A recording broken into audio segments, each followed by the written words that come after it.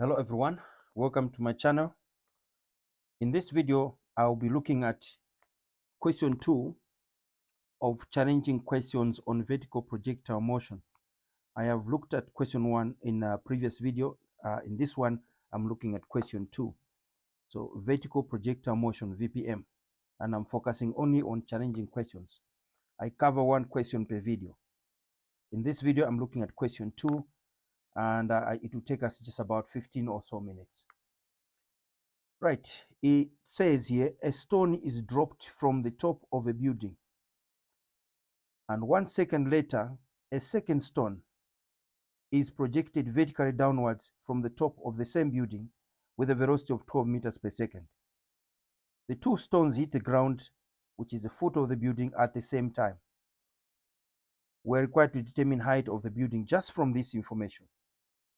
Now you can see that these are not very simple questions, very challenging questions, but with critical analysis and taking time to analyze information, and with the help of sketching, you will see how easy these questions are. Right, let's look at the solution then. We start, like I said, by sketching. So this is our question 2, solution, question 2. Question 1 was covered in the previous video, like I said. So we have a stone here dropped from the top of a building. Let's say that's the top of a building. It's the level of the top of a building. Let's say the building has a height of this much. So that's top of the building.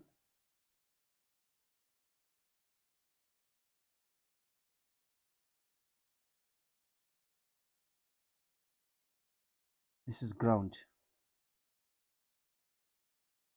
Now, this one here, we're told, is dropped. A stone is dropped. So let's call this stone 1. Stone 1.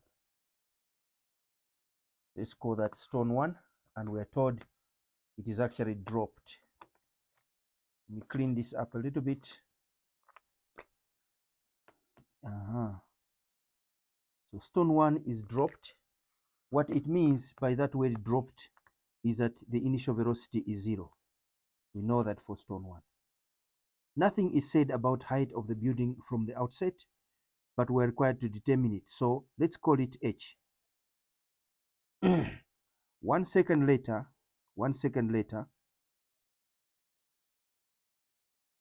stone 2 is projected.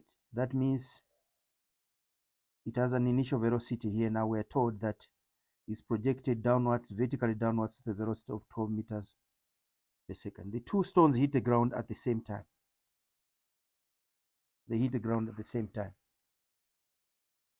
Let's list down the data then for the two stones. We're taking down as positive data. We are talking about stone 1 and then stone 2 side by side. Stone 1, stone 2, right. Now, so we're taking down as positive. V initial for stone 1 is 0 because it is dropped. V final, we don't know it. Acceleration, where it's acceleration due to gravity, is positive 9.8 meters per second squared. Do we know displacement, delta y? Well, we cover h going down, and we're taking down as positive, therefore it has to be positive for h, which is unknown. We have to work it out. Remember, the question says determine height of the building. Let me move this one down. Right, it says here, if you can see, yeah, determine height of the building. Right. So what else do we have to list down? Time. Do we know time? No, we don't know time. We're gonna let it be equal to small letter t for stone 1. Done with stone 1. Let's move on to stone 2.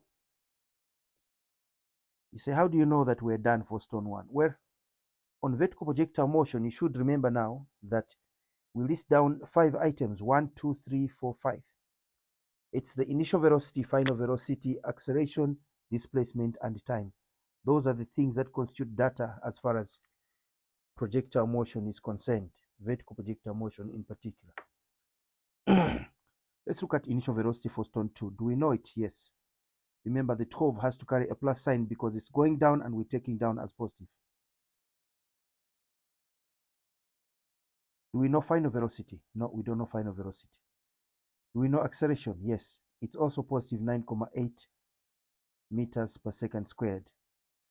Do we know delta y? Well, the two stones are dropped, are actually, the two stones move from the same height, from the same level above the ground, which is top of the building. So it's going to be positive h also. Do we know time? Now here's the trick. It says 1 second later. That means if this one took 10 minutes or 10 seconds, just for argument's sake, stone 2 must take 9 seconds because it was thrown only or projected only 1 second later. So therefore here we're basically saying this is going to be t minus 1. It takes 1 second less because the two hit the ground at the same time. All right, so let's look at the equations then. I want to move to the next page because maybe I should start with stone 1 here. Stone 1, information we're saying we're dealing with. We want to talk about displacement. The equation is delta y is equal to v initial delta t plus half a delta t squared. Let's put in what we know. This is positive h is equal to 0 times small letter t plus half of 4.9, 9.8. I'm actually moving ahead of myself. 9.8 here. I'll come and fix that. 9.8, 9.8. And we have to have small letter t squared. Remember, delta t is t for stone 1. Simplifying this equation, let me move this up. Simplifying this equation, we get h is equal to 4.9 t squared. Let's call this equation number 1 because half of 9.8 is 4.9. I'll come and fix that one. I hope not to forget it. Let's look at stone 2. Let me put it here because we're gonna need it. Stone 2, again, the equation is delta y is equal to v initial delta t plus half a delta t squared. Substituting information for stone 2, remember that information, v initial is 12, so we're gonna say, but h delta y is the same. H equals positive 12, and then our time is t minus 1 plus half acceleration due to gravity 9.8, and then our time is t minus 1. It has to be squared. Remember here, t minus 1, it has to be squared. All right, let me just change this one. It's 9.8. Perfect. Now let's carry on. So this is going to simplify to h equals 12 minus 12t. Remember, 12 times t is 12t, and then 12 times minus 1 is minus 12, plus this is 4.9. Remember, half of 9.8. This one expanding is t squared minus 2t plus 1. Right, let's simplify this further. We have h is equal to 12t minus 12 plus 4.9 t squared, and then this times that is minus 9.8 t, and then plus 4.9. Rewriting this, we are saying now we have h is equal to, let me write 4.9 first, t squared, that one is picked, and then 12, and that will give me positive 2.2 t if you subtract 9.8 from 12, and then minus 12 plus 4.7, 4.9, it must be minus 7.1. Let's call this equation number 2. We have equation number 1 already. Let's just check this if this is correct. I'm basically saying minus 12 plus 4.9. What is our answer? Yes, minus 7.1. Correct. Now, solving the two equations simultaneously. Which equations? This one and this one. You can see h equals that and h equals this. So we're basically saying equation 1 is equal to equation 2. It means that this should be equated to that. So 4,9, this implies 4,9 t squared plus 2,2 t minus 7,1. This should be equal to 4,9 t squared. This should be equal to that because they are both equal to h. You can see there. Now notice that this cancels that. And so what we have is 2,2t equals 7,1. Divide by 2,2 both sides. T is going to be equal to 7,1 over 2,2, which is basically 71 over 22. This is time in seconds, but we're not interested in time. The question says determine height of the building. So we're going to pick either equation 1, which is this one here, equation 1, that one, or equation 2, this one, to work out the height of the building. Now you can see that equation 1 is easier. So I'm going to say equation 1 says h equals 4,9 t squared, but we know that t is equal to 71 over 22 seconds. This is calculated. There it is. Taking us to the next page, page 4, which should be sufficient for us to finish this off. Taking us to page 4, we are basically saying, move this one down. Right, we're basically saying, therefore height h is going to be equal to 4,9 open bracket 71 over 22, and we're squaring this. So we're basically substituting this, taking this into that place. And working this out on a calculator, 4.9 open brackets, we're saying 71 over 22, we're squaring that. Remember not to round off up to the final step, and it's 51,03.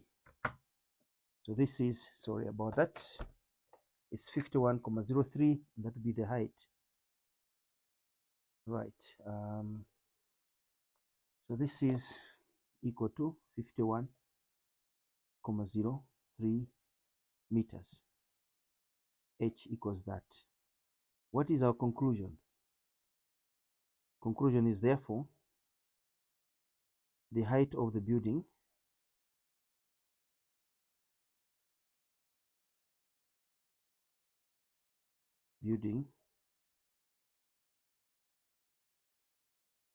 is 51,03 meters. Remember the question says determine height of the building. So that's height of the building. All right, I am going to stop here in this video.